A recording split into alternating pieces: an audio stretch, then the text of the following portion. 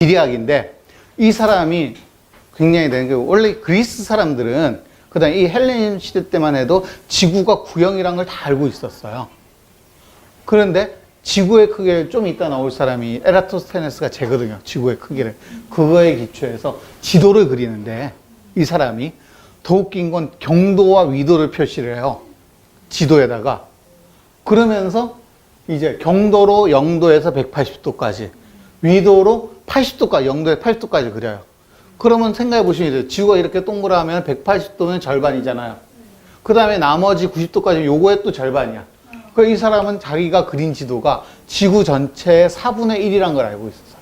그러니까 자기가 알고 있는, 사람이 살고 있는, 소식이 들리는 거. 그러니까 지브롤터 해협에서부터 저쪽 인도 정도까지가 되겠죠. 그 다음에 위쪽으로는 이제 뭐 켈트족이 있는 거고, 아래쪽으로는 누비아 정도까지, 지금 이디오피아 정도까지가 될 건데, 여기 정도가 지구 전체 한 4분의 1쯤 되는 거다라는 거를 알고 그린 거예요. 그 위도 경도 표시를 다 해줘요.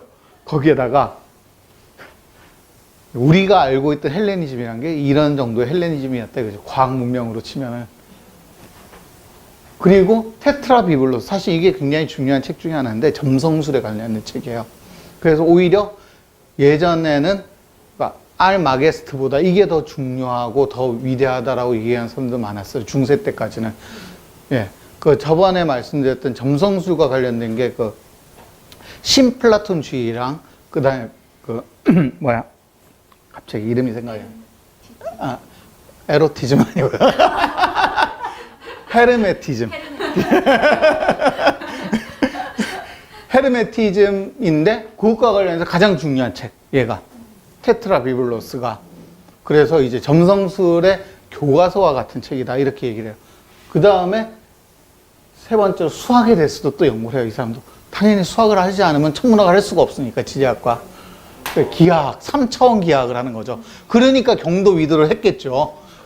경도 위도를 하려면은 이제 흔히 우리가 얘기하는 구면 좌표계를 써야 되거든요.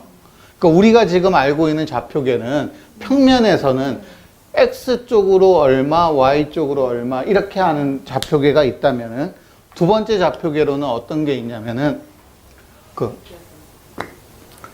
중심을 하나 딱 잡고 직선 위에 이 직선으로부터 얼마의 각도로 어느 거리에 있다. 이렇게 해도 표시를 할 수가 있는데 이게 3차원 좌표계로 가면은 이렇게 가면은 이렇게 해서 이쪽으로 얼마, 이쪽으로 또 얼마 이런 식으로 해서 표시를 할 수 있거든요. 이거를 가지고 하는 게 경도 위도가 사실 이건 거죠.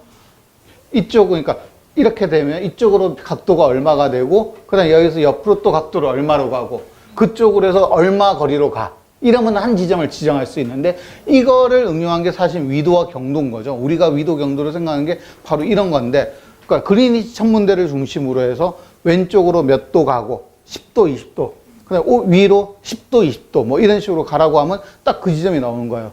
그래서 지구는 이제 중심으로부터 거리가 항상 같으니까 완전한 구라고 생각하면은 그러면 이제 지구상 표면에 한 점을 찍을 수 있는 건데 이런 것들을 이제 3차원 기하학으로 쓴 거죠. 참. 그러니까 우리는 지금 이것보다 X, Y 축 이렇게 쓴 게 편하다고 생각하지만 이거는 아라비아 숫자가 투입된 이유고 이 당시에는 아라비아 숫자도 없을 때니까 차라리 저게 훨씬 더 편했을 거예요. 각도로 얘기해 주는 게. 어쨌든 했고 그 다음에 화성학도 연구를 했어요. 피타고라스의 영향을 받았다는 얘기죠. 그리고 저거는 플라톤의 영향을 받았다는 얘기고. 그래서 좀 묘한 게, 우리가 과학을 하는 사람들도 사실은 성향들이 생물학 하는 사람들 좀 틀리고, 물리학 하는 사람 좀 틀리고 이러잖아요. 성향들이. 주로 이제 뭐 화학하는 사람은 좀 틀리고, 화학을 하면 좀 쫀쫀하다 이런 얘기들도 많이 하고 이러는데, 보통 이제 얘기할 때, 실제로 이 알렉산드리아에 보면은 이 천문학하고 수학을 하는 사람들은 대부분 플라톤의 영향을 굉장히 많이 받든, 피타고라스의 영향도 받지만은 플라톤의 영향을 많이 받은 이런 측면들이 많이 드러나죠. 그리고 이제 역학도 하는데 이때의 역학은 뭐 사실은 크게 중요하진 않고 이 사람이 했던 거는 어쨌든 이런 정도로 했습니다. 역학은 다이나믹스. 예, 다이나믹스예요. 전보는 역학은 아니었고요.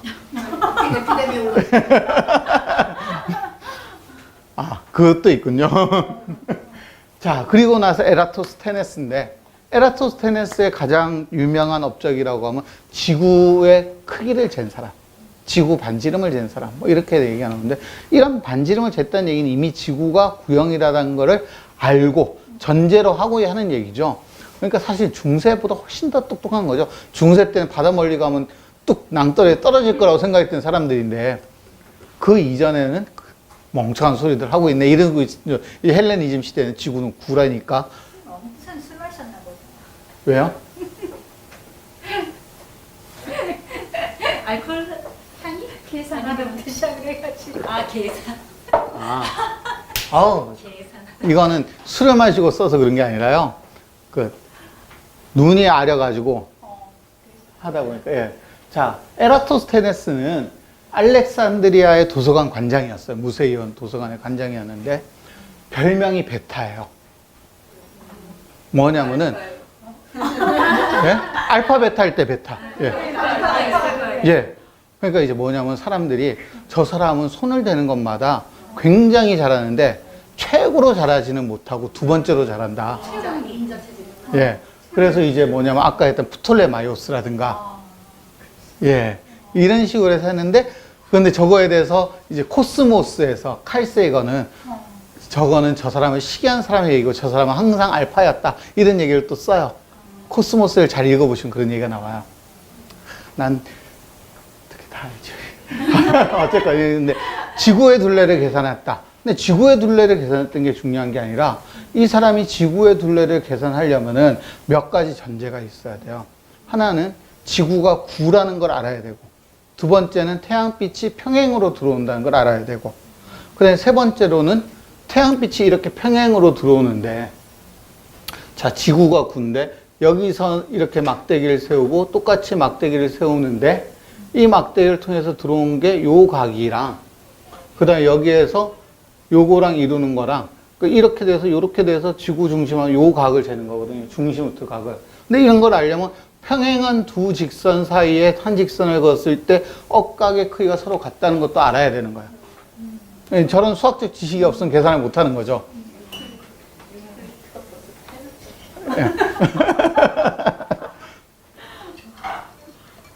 벌써 다 해놓은 게 아니라 동시대 사람이에요. 예. 그 이오클리데스는 그리스 사람이 아니거든요. 아프리카 사람이고. 알렉산드리아니까. 이집트에 있었으니까.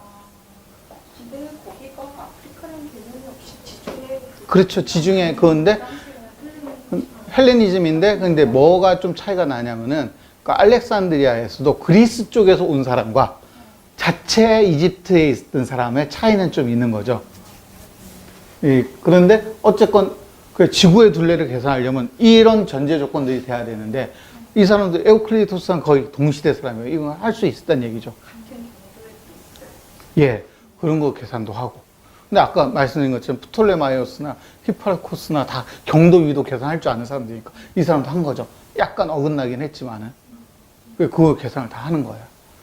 자, 그래서 지구의 둘레를 계산했는데 굉장히 이제 근접하게 대충 이제 발걸음을 자로 삼아서 쟀는데 노예를 시켜서 걷게 했어요. 두 지점 사이를. 그래서 몇 걸음 걸었는지를 이제 소로 계산하면서 그런 다음에 그걸 가지고 계산한 거거든요. 예. 여러 시키지 않았어. 여러 번 시키니까. 예. 그렇죠. 여러 번 시켜서 평균값을 찾았을 건데 그렇게 계산한 거죠. 그 다음에 또 웃긴 게 지축이 기울어졌다는 걸 계산을 해요. 몇 도 정도 기울어졌는지까지 계산을 해가지고 이게 기울어져서 이제 이렇게 되는 거다 하고. 예. 그 다음에 달의 상대적 크기 계산인데 이거는 이제 똑같은 시기니까 비슷한 여러 사람들이 하는 거예요. 근데 이게 계속 나오는 거는 이 사람이 잰 거랑 저 사람이 잰 거랑 조금 다 다를 거 아니에요. 계산 방법에 따라서 그런 얘기를 때문에 나온 거고, 수학에서 또 중요한 것 중에 하나가 에라토스테네스의 체라는 게 있어요.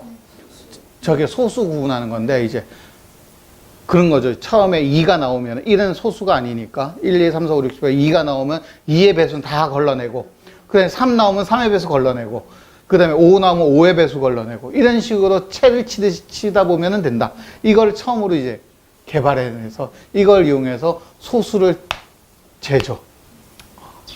이때쯤 그건 안 물어봤어요, 제가.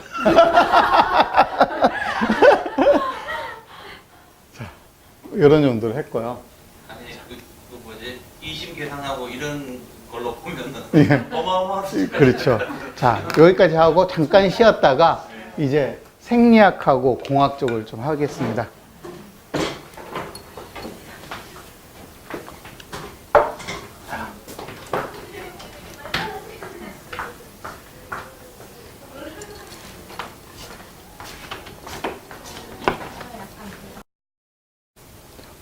그 다음이 이제 생리학입니다.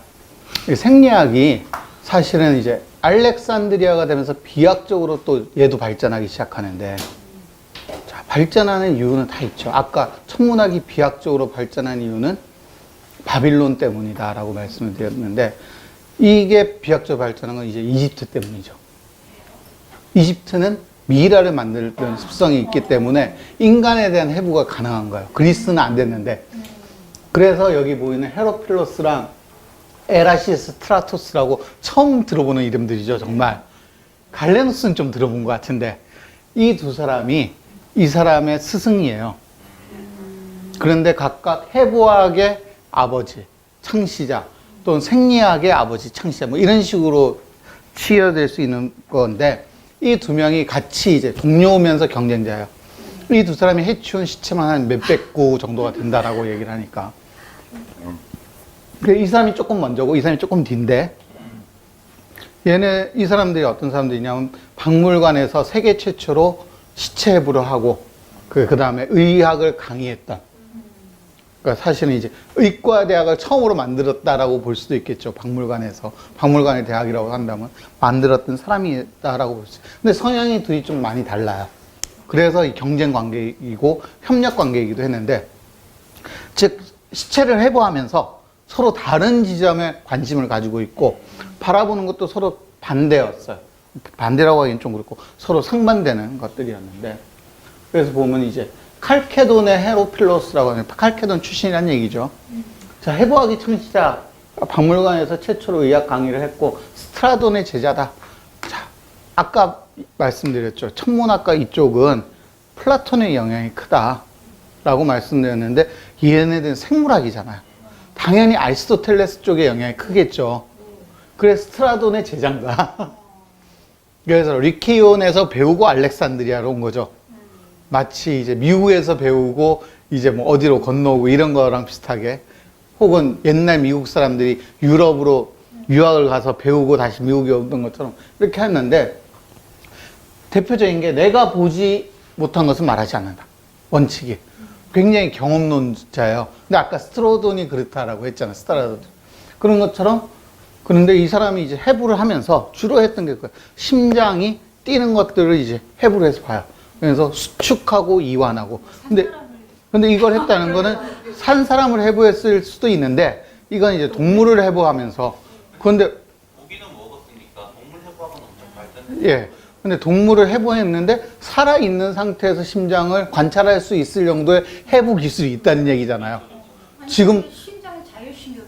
예. 자율신경이니까 약간 죽더라도 그것도 있는데, 제 생각에는 우리가 요새 이제 개구리 해부하면서 심장 뛰는 걸 보는 것처럼 그렇게 아마 하지 않았을까. 이집트라든지 이런 데는 그 해부만 관계된 게 아니라 그것과 관련된 이런 마취약이나 미약 이런 것들이 있으니까 마취를 해가지고 잘라보면은 심장이 발랑발랑 뛰는 게 보이겠죠. 그래서 심장이 수축하고 이완하고, 그럼 수축과 이완 사이에 살짝 멈춰지는 시간까지 해서 총 4단계를 거쳐서 이 심장 박동이 이루어지고 있다라는 것을 발견을 해요. 그리고 신경을 발견하는데, 뭐를 발견해요? 운동신경과 감각신경이 다르다는 걸 알아요. 신기하게. 우리 눈에 잘 보이지도 않는데 그 신경이라는 게, 신경이 굉장히 길지만 아주 야, 피부에 예. 그러니까 근데 이 신경이란 게 있다. 이런 걸 이제 발견을 하는 거죠. 운동신경하고 감각신경이 예. 다르게? 예. 다르다는 걸. 그리고 키오스 에라시스트라토스인데, 근데 이제 이거는 발견하는 과정이 이제 그렇게, 그러니까 이제 감각신경이 말초신경? 뭐 이런 말초신경, 그러니까 신경이 어떻게 되냐면은 크게 그 중추신경하고 그다음에 말초신경으로 나뉘어지고, 말초신경이 다시 자율신경과 체성신경으로 나뉘어져요. 그래서 자율신경은 교감신경, 부교감신경으로 나뉘어지고, 체성신경은 다시 감각신경하고 운동신경으로 나뉘어지고, 얘가 또 뇌에서 바로 가는 이제 모가지 위쪽, 목 위쪽은 뇌신경이고, 목 아래쪽은 척추를 통해서 가는 척추신경으로 나뉘어지고, 뭐 이런 식으로 나뉘어지거든요. 근데, 별 이상한 걸 알죠? 하여간 뭐 그런 것들을 이제 이 사람들이 알아냈다 이거죠. 그냥 에라시스트라토스도 아까 동료라고 했잖아요. 그러니까 같이 뇌와 심장에 대해서 연구를 해요, 이 사람도. 그 사람, 그러니까 이게 이 사람 건지 저 사람 건지 사실 구분이 안 돼요. 둘이 같이 해보면서 했으니까. 근데 이 사람은 뭘 주로 했냐면 소화호흡 관상체계로서 인체 생리학적 현상과 질병의 원인을 설명했다. 즉, 생리학에 대한 거를 이제. 그러니까 해부학을 하면 기관이, 어느 기관이 어떻게 모양을 자리 잡고 있고, 이런 거를 주로 아까 했던 헤로필로스가 했다면은 이 사람은 얘네들이 어떤 일을 하는가에 대해서 주로 관심을 가졌던 사람이다 이거죠. 그래서 가장 대표적인 것 중에 하나가 무슨 실험을 하냐면은 그 새를 새장 안에 가두고 몇 날 며칠을 굶겨요. 그리고 난 다음에 이제 굶기 전에 몸무게를 재고 굶긴 다음에 며칠 지난 다음에 그 새랑 새똥의 무게를 재니까 차이가 있더라 이거죠. 그럼 우리 눈에 보이지 않지만 뭔가 사라지는 게 있다. 이거를 확인하는 거예요.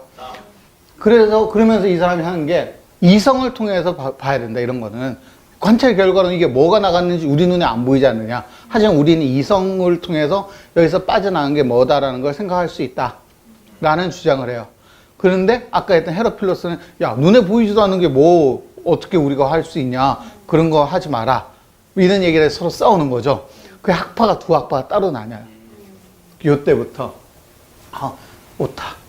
그래서 이 사람도 같이 감각신경과 운동신경을 구분하고 동맥하고 정맥을 구분해요. 그래서 동맥하고 정맥에 흐르는 게 공기나 뭐 이런 게 아니라 피라는 걸 확인을 해요. 정맥에 흐르는 게 피라는 건 뭐 다들 알고 있었는데, 자, 그 다음에 모세혈관의 존재도 확인을 하는 거죠, 이 사람은. 엄청난 이 발견들이 계속 이어졌습니다. 모세혈관도 이제 사실은 아주 끝단에 가면 안 보이겠네. 그렇죠. 맨 끝에까지 가면 잘 보이. 요새가 밝은 데서 혈구 하나 크기거든요. 그러니까 적혈구 크기 정도밖에 안 되는데, 예. 근데 그 정도로 눈으로 봤을 것 같지는 않고, 그쪽으로 가는 세혈관을 봤겠죠. 모세혈관까지는 아니고, 그 정도를 얘기했었고, 그래서 사실은 이게 혈관이 그 현대에 오기 전에는 이게 폐쇄혈 관계라는 것도 모르고 있었잖아요. 사람들이 다 개방혈 관계라고 생각하고 있었던 건데, 어쩌면 이런 것들을 구분하는, 이런 것들을 해냈다 이거죠. 그래서 뇌의 기능을 알았나요? 그것까지는 아직, 예. 뇌와 심장이 예. 뇌가 어떤 거고 뭐 이런 것까지는 알았는데, 그래서 이제 그 다음에 갈레노스가 이제 정리를 하는데, 갈레노스를 이제 고대 의학과 생리학의 이제 완성자 뭐 이렇게 얘기를 하는데, 생물학인데 이제 그리스의 오타 모르는 단어가 있습니다. 오타 장렬이군요.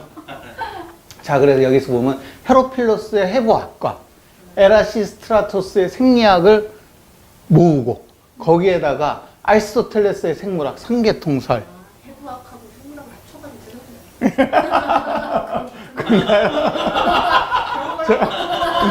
그렇죠. 자, 자, 여기 삼계통설이라고 하는 거는 뭐냐면은, 그러니까 아리스토텔레스가 원래 식물의 영혼이 있고 동물의 영혼이 있고 인간의 영혼이 있다라고 얘기했었잖아요. 그 식물의 영혼은 영양을 섭취하고 운영하는 거, 동물의 영혼은 움직이고 감각을 느끼는 거, 그다음 인간의 영혼은 생각을 하는 거, 이렇게 했는데 이 삼계통설을 이제 받아들여요. 당연하겠죠. 아리스토텔레스 쪽인데, 이 생리학이란 것 자체가. 그다음 히포크라테스는 액체설을 주장하죠. 담즙, 그다음에 무슨 혈액, 이렇게 해서 4가지 액체로서 균형을 이루고 있다. 그래서 히포크라테스 사체설이 중요한 거는 조화 건강을 중요하게 생각하는 사상이었다. 즉 어떤 질병이라는 게 신의 벌 때문에 오는 게 아니라 이런 인체에 있는 어떤 균형이 깨졌을 때 오는 거다라고 얘기를 하면서 최초로 질병의 원인을 자연에서부터 찾았다는 게 사실 히포크라테스에서는 가장 중요한 포인트 중에 하나거든요. 사액체설이 이제 저게 얼마나 타다냐 이런 거는 중요한 게 아니고, 근데 어쨌든 그 당시엔 사액체설이 중요한 판단의 근거 중에 하나였으니까 이 네 가지를 총 모은 거예요. 근데 이제 갈레노스만 해도 이제 로마 쪽으로 이제 내려와서 하니까 이제는 뭐가 안 되냐면 인체부가 안 돼요. 갈레노스 때는. 그래서 이때까지 인체부가 됐으면 사실 아까 했던 이 헤로필로스나 에라시스토스트라토스의 이런 것들을 좀 더 확장시킬 수 있는데 오히려 해부학적 지식은 조금씩 줄어들어요. 로마로 오면서 사람을 해부를 못 해보기 때문에. 자, 그래서 어째 이렇게 됐는데, 그래서 갈레노스가 주장한 게 이런 거죠. 혈액은 음식으로 만들어져 있다.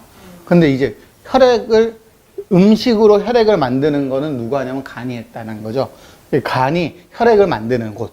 간에서 만들어진 혈액이 무엇을 타고 정맥을 타고 우심실로 간다. 그러면 이제 얘가 영양분이 되는 거죠.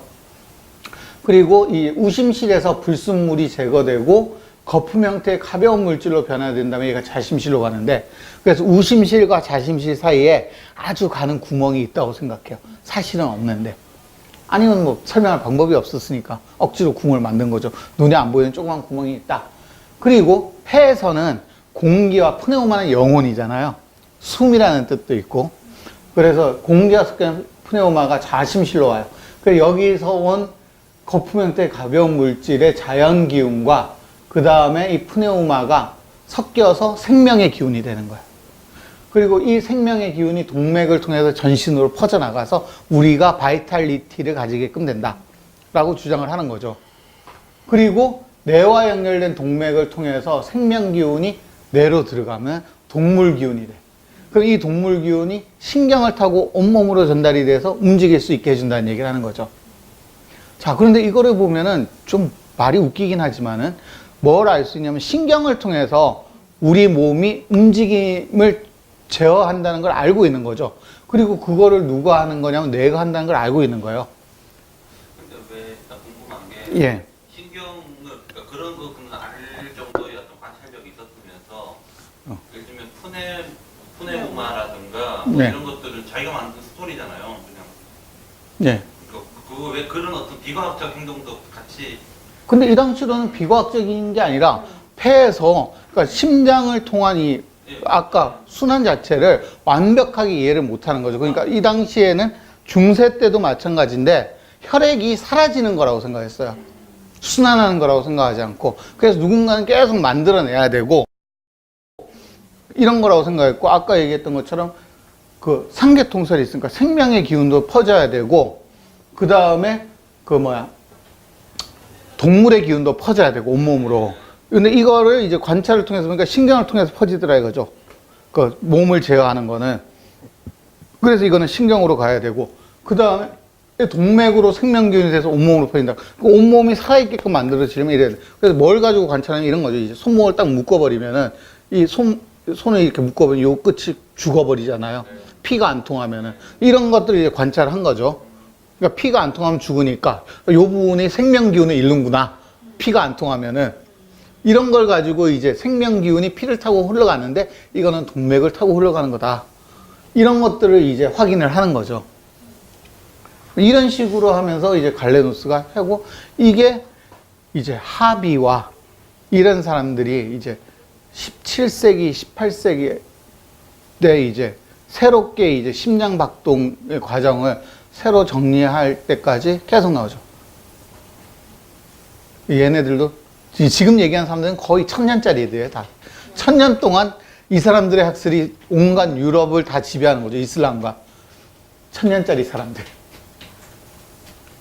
자, 그 다음이 이제 기계공학인데, 근데 이게 재밌는 게 기계공학은 여기서 뭐 만들었다 이런 것도 중요하지만은 더 중요한 거는 기계공학을 하는데 또 아르키메데스 나오잖아요. 이 얘기는 뭐냐면 이제 수학이라든가 이런 것들이 기계공학하고 연결이 되는구나. 이때 기계공학이 여러 가지 이제 아주 쓸모 있는 것만 만든 건 아니고 무쓸모한 이런 것들도 많이 하는데 이런 것들 자체가 이제 뭘 의미하냐면 굉장히 그러니까 과학과 기술이 결합하는 지점들이 점점 나타나는 거죠. 이전까지 그리스 자연 철학까지만 해도 그러니까 아리스토텔레스가 오히려 예외적인 경우였고 나머지 사람들은 굉장히 사변적으로 머릿속으로만 생각을 하잖아요. 그런데 이제 이 헬레니즘 시대에 오면 실제로 자기들이 손 써서 만들어 보기도 하고 물론 노예를 시켜서 만들기도 하지만은 어쨌거나 자기 머릿속에 든 수학적 지식을 공학적으로 연결하는 과정들을 거쳤다는 거죠. 그 실제로 가능했던 게 알렉산드리아 무세이온이고 이쪽에서 공학과 이 수학이 서로 만나서 이렇게 교류를 하고 있었다는 사실 자체가 오히려 굉장히 중요한 역할을 하는 거죠. 저게 다시 되려면 또 르네상스까지 와야 되잖아요. 르네상스 초기에도 저건 안 됐어요.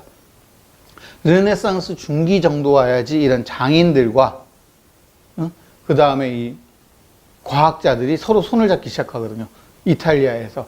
그 전까지 요때 이제 이 전통이 그때까지 잊어먹혀졌던 거죠. 여기서도 대빵은 아르키메데스예요. 이 밑에 있는 사람들은 아르키메데스 제자뻘이에요, 다. 아르키메데스 한 게 너무 많아서 여기서 네 가지만 얘기합니다. 자, 부력. 물 위에 떠요. 근데 물 위에 왜 뜨는지, 어떻게 뜨는지 이런 것들에 대해서 관찰을 해서 아르키메데스의 용어를 빌려서 얘기를 하자면은 어떤 물체가 물에 잠기면은 그 물에 잠긴 물체의 부피만큼의 물이 가지는 무게가 있어. 그럼 이 무게만큼, 이 물의 무게만큼 물체를 떠올린다라고 주장을 해요. 지금 말로 표현하면 조금 더 쉬운데, 어쨌든 아르키메데스 당시의 말로 생각을 하자면은, 자, 어떤 물체가 물에 풍 하고 빠져요. 그럼 그 물체의 부피가 있잖아요. 그럼 이 부피만큼의 물의 부피가 있을 거 아니에요. 그럼 이 부피만큼의 물의 무게가 있는 거야. 그럼 그 무게만큼 이 물체를 밀어 올려요. 이거를 부력이라고 얘기했다 이거죠. 그런데 이 물체의 무게는 여전히 아래로 내려가려고 하고, 근데 이 부력은 얘를 위로 올리니까 부력이 더 세면은 얘는 올라가는 거예요. 올라가는데 어디까지 올라가냐면 부력과 중력이 쌤쌤이 되는 만큼. 즉, 이렇게 된 거죠. 물이 이렇게 있으면 배가 이렇게 가라앉아 있어요. 여기를 홀수선이라고 하거든요. 그럼 이 홀수선만큼의 요만큼의 부피가 뭐냐면 이 물체를 밀어 올리는 물의 부력과 쌤쌤일 때 딱 멈춰요. 만약에 얘가 좀 더 가벼우면 좀 더 위로 올라가요. 왜냐하면은 무게가 가벼우면 아래로 내려올리는 힘이 줄어드니까 그럼 조금 더 가벼운 부력이라도 얘를 들어 올리는 거죠. 근데 얘가 무거우면은 이렇게 되는 거고 이 더 무거우면 가라앉는 거고 이렇게 되는데 이렇게 부력과 물체의 무게의 상관관계를 처음으로 계산을 해냈다는 거죠. 그냥 물에 뜬다라는 걸 아는 게 아니라 어떤 원리를 통해서 이게 뜨는지에 대한 걸 확인을 해요.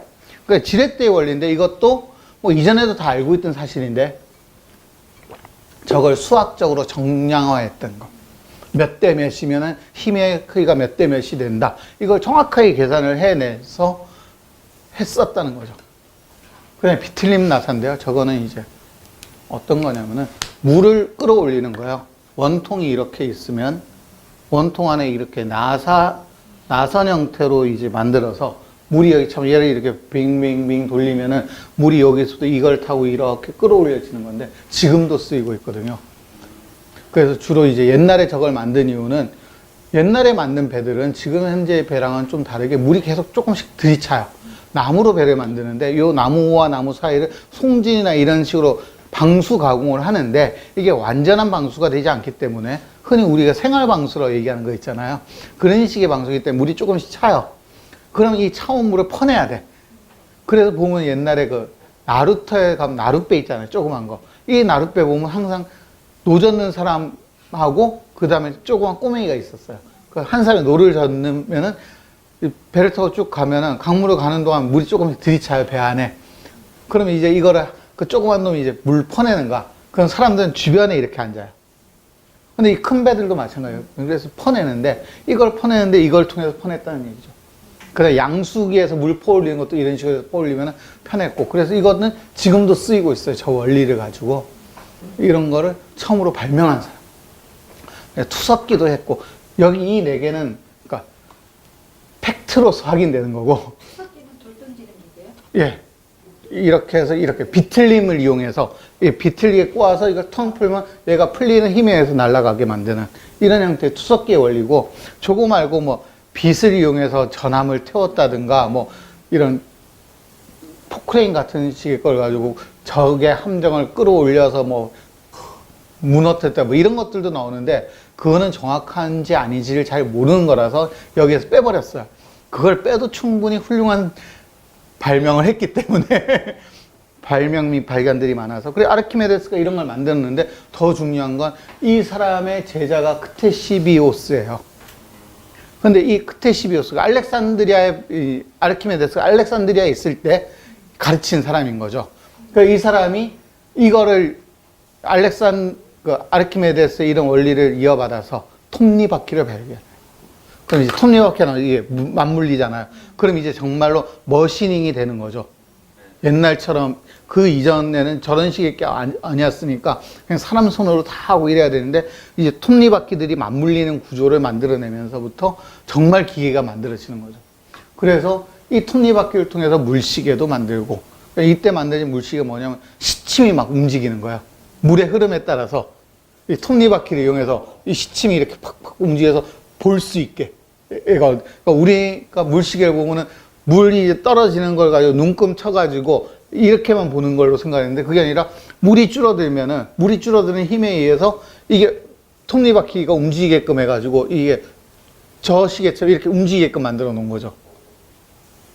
그 다음에 물풍금이라고 얘기하는데, 오르간이 움직이는 거를 이제 수력을 이용해서, 물의 흐름을 이용해서. 근데 이제 저럴 수밖에 없는 게, 그러니까 옛날 사람들은 처음에 이용할 수 있는 힘이 사람 자신의 힘이나 아니면 동물의 힘 정도밖에 없었는데, 그 다음으로 이용할 수 있는 게 가득 찬 물이 내려오면서 만들어내는 압력. 이것이 이제 세 번째로 이용 가능한 힘이었던 거죠. 이 세 번째로 이용 가능한 힘이었기 때문에 처음으로 등장한 게 이런 것들, 피스톤 펌프나 이런 것 다 물의 힘을, 수압을 이용하는 이런 기계들이 최초로 만들어지기 시작했다. 근데 저런 수압을 이용한 게 만들어지려면은 뭐가 돼야 되냐면, 아까 했던 그 수학 계산이 돼야 되는 거잖아요. 이게 어느 만큼 힘을 주면 어떻게 된다는 정량적 계산이 이루어지지 않으면 안 되는 거니까. 근데 이런 정량적 계산을 하기 위해서는 아까 앞에서 나왔던 그 수학적 원리들이 다 이용이 돼야 되는 거죠. 원추면은 부피는 어떻고, 그 물통을 이렇게 해서 세워놨는데 이 물통 안에도 물의 양이 얼마인지 계산을 할 수 있어야 되고, 그래 무게를 서로 비교할 수 있어야 돼, 이런 거잖아요. 근데 이런 수학적 계산을 할 수 있었으니까 이게 가능했던 거거든요. 그런 의미는 이제 수학과 공학이 결합하기 시작했다. 그냥 개인의 눈대중으로 이렇게 재고 이랬던 게 아니란 거죠. 이미 이때의 공학 자체가. 그리고 이 크레시비오스의 제자들이 헤론과 필론이에요. 그런데 이제 헤론으로 오면 이제 증기를 이용하기 시작하죠. 그냥 물의 힘을 쓰는 게 아니라 물을 끓여서 나오는 수증기의 압력을 이용해서 만들어내는 게, 알렉산드의 헤론과 비잔티움의 필론이 유명한데요. 보신 거죠? 크테시비우스의 제자. 그러니까 이제 아르키메데스의 손자 제자쯤 되는 거죠. 자, 그런데 이제 뭘 이용하냐면 기력구라는 게 있는데, 반통 터빈이 아니라 반동 터빈입니다. 어쩐지. 반통을 쓰는 게 아니라요. 고유 영상인 줄 알았죠. 이렇게 생긴 거예요. 그래서 여기로 이제 수증기를 공급하면 이 공급된 수증기가 이쪽으로 나오고 이쪽으로 나가요. 이 힘을 통해서 얘가 이렇게 도는 거죠. 반작용으로. 뱅뱅뱅뱅 돌게끔. 그 사람이 한 게 아니네. 와트는 이제 재발견한 거. 왓슨. 그래서 알렉산드리아 때 이제 증기를 이용해요. 근데 이제 이걸 가지고 뭔가 실제적인 경제 활동에 대해서 쓴 건 아니고 주로 신전에서 쓰는 거죠. 그래서 어떤 걸 하냐면 자동 판매기를 만들어요. 근데 뭔 자동 판매하냐면, 신전에 들어가기 전에 물로 씻어야 되는데 이때 비누를 가지고 씻는데, 어떻게 하냐면 동전을 딸랑 떨어뜨리면 동전에 떨어지는 무게를 이용해서 비누가 싹 나오게끔 만드는 거예요. 그리고 물이 흘러나와, 일정한 양만큼. 그러면 비누로 씻고 물로 씻고, 그래서 비누를 다시 넣으면은 물이 또 주룩 나오고 다시 손을 씻을 수 있게끔. 비누의 무게가 변할 텐데 이거.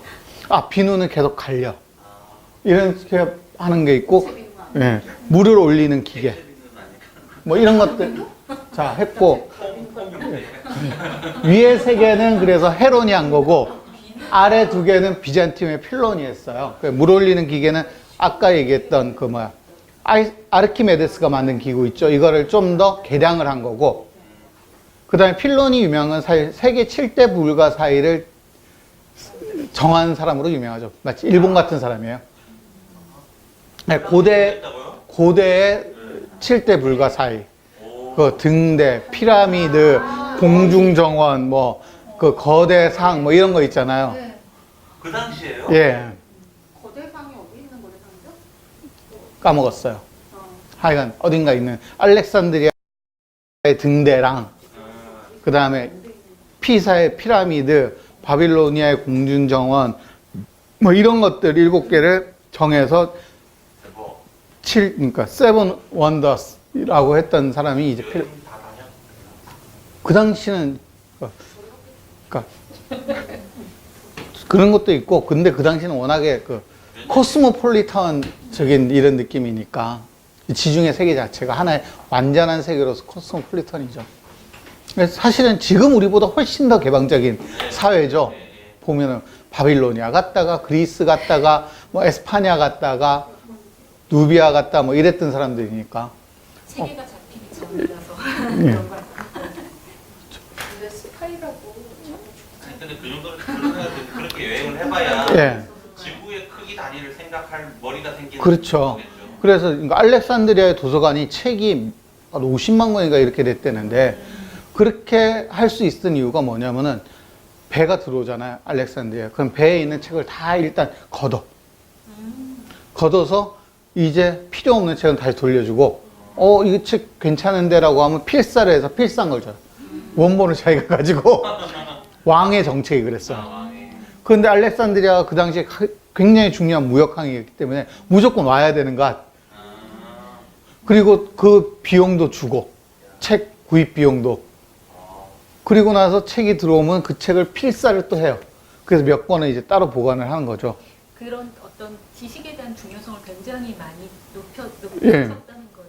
그거 필사하는 데만 해도 시간이 엄청 걸리는 거예요. 그러니까요. 네. 그 필사를 사람 손으로 일일이 다 했을 건데, 파피루스에다가. 네, 예, 그 당시에 쟤네들이랑 결을 쓴 게 페르가몬이라고 소아시아에도 있었어요. 거기도 한 20만 권. 근데 지금하고 비교하면 굉장한 거죠. 지금 우리도 웬만한 도서관에, 조그만 지역 도서관 몇십만 권 구비하기 힘든데, 하여간 이렇게 해서 만들어졌다. 그래서 이렇게 고대 사회를 쭉 보면은 결국은 뭐냐면은 수학의 흐름과 생리학의 흐름이 조금 다르죠. 성격이. 하나는 플라톤으로부터 내려오는 흐름이 있고, 하나는 아리스토텔레스부터 내려오는 흐름이 있는데, 어쨌건 철학 쪽하고도 조금 이제 구분이 되고, 이러면서 이제 분과 과학들이 이렇게 만들어지기 시작하는 거죠.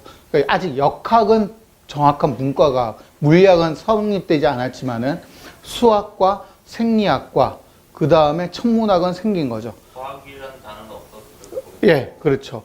근데 이 세계가 이제 뭐로 나타나냐면, 이후에 르네상스가 되면은 그 대학교에 초기 교육까지 교양 교육으로 들어온죠. 수학 따로 나오고, 화성학 나오고, 그 다음에 이제 그 뭐야, 산학이라고 해요. 산학하고 기하학하고, 그 다음에 화성학이 수학의 세 분야로 나오고, 그거 말고 천문학이 나오고, 그 다음에 의학이 나오고, 근데 이것 말고는 법학하고 논리학이 있는 거예요.